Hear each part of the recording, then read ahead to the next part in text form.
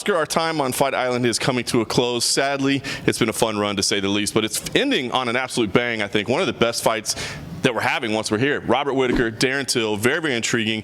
A lot of storylines here, right? Starts with Robert Whittaker, the former champ who lost his title and then admit he kind of lost his passion for the sport. But talking to him this week, it really seems like it's back.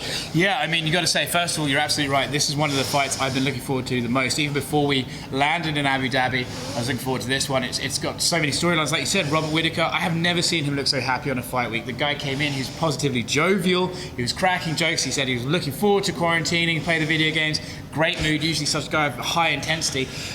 And, you know, looking into this, we were thinking, well, how is he going to look, right? There's a big loss to Adesanya. There's a lot of time taken away. He admitted he was feeling the burnout. So how was he going to look? In my mind, he looks exactly like the sort of person who is refreshed and re-energized. I agree. So there's a lot at stake for him. And certainly, I mean, I think he wants to prove that he's still that championship caliber fighter. And then, of course, Darren Till, a lot to prove for him as well, right? I mean, there was a time when we were saying, is this guy the next Conor McGregor? You know, he's taking this rocket ship ride to superstardom. Had some setbacks. Admitted he, too, lost a lot of confidence. But similar situation. He seems like he's back. He's focused. He's excited. He's energized. He's got something to prove. Again, I think Darren, it seems to me like with the Maslow loss, really sort of re-energized him as well. He refocused. He admitted yesterday that now he's less cocky. He's sort of humble confidence, I think it was.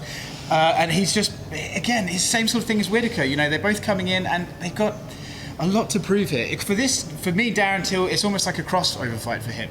Does he win and prove himself he's absolutely legit, he deserves a title shot, or if he loses perhaps in a dominant way by Whittaker, man, was there a bit of false hype behind this guy? I think you don't beat Kelvin Gastelum or Stephen Thompson unless you're talented. I think he is talented, but I think this is one of the moments where he has to step up and prove he's as good as we think he could be. I completely agree. Meanwhile, Jack Hermanson has called out the winner of this fight, saying that should be next for him, but both guys in Whittaker and Till are saying, maybe, but we might be in for a title shot as well. Well, look, I think it depends on who wins what, right? If Israel Adesanya wins and Darren Till wins, I would say that's the fight the UFC go with. If Paulo Costa wins and Robert Whittaker wins, I think that's the fight they go with. If Darren Till wins and Paulo Costa wins, I think Hermanson fights Till, and maybe we see Jared Cannonier jump in there. The middleweight division hasn't looked this good for a long, long time, and these are young, hungry guys. Robert Whittaker's only 29 years old. Till's the same sort of age. There is a lot of young and up-and-comers in that division that are just killers. I love it. It's going to be a great way to wrap up Fight Island. Don't forget, you got the legends, Little Nog and Shogun going at it for the third time. They're both admitting, you know, the end is near for both of them, so to get to see those legends on their last legs is great.